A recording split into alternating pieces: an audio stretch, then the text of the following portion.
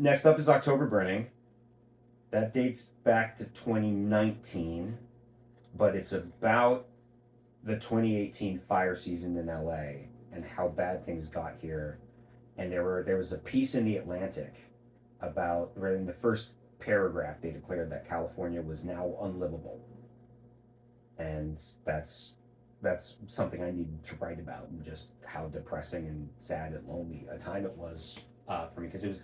I think maybe I was just getting ready to move out of grandma's house into my first apartment in LA at that point, and I just felt very, very isolated from people, and it was really, really tough. And I'm also certain that in 2019 I played a casino gig in Temecula, and somebody requested Amarillo by Morning by George Strait, which was an old country song I'd never heard before, and it's one of the best country songs I've ever heard in my life. It's so well written, and I knew I had to steal that kind of song for what I wanted to write about here.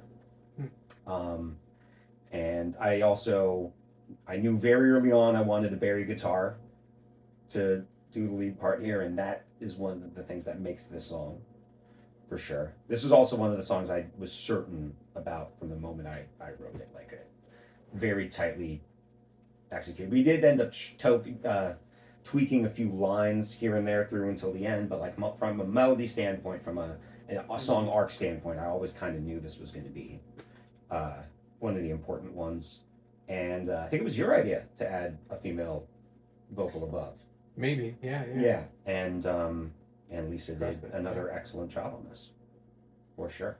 Felt in keeping kind of where country can meet sort of that Laurel Canyon thing. Like, yeah. Well, I think one of the songs that I was drawing on a lot from is Wichita Lineman by Glenn Campbell, and Glenn Campbell is exactly where those two places. That's where the Barry. Yeah. Well, I think actually in that song he's just soloing on the bass guitar, and it's not one of my favorite Sonic templates. I think a Barry would have sounded much better in that spot, actually. Damn it. I know. How did Glenn not know? Fun fact, I've heard Glenn Campbell is so good at guitar that Frank Sinatra didn't make him cut his hair to be in his band. That's like the ultimate sign of respect from Frank Sinatra. He wouldn't play with hippies, but Glenn Campbell was good enough. You better cut your hair now. Exactly, right?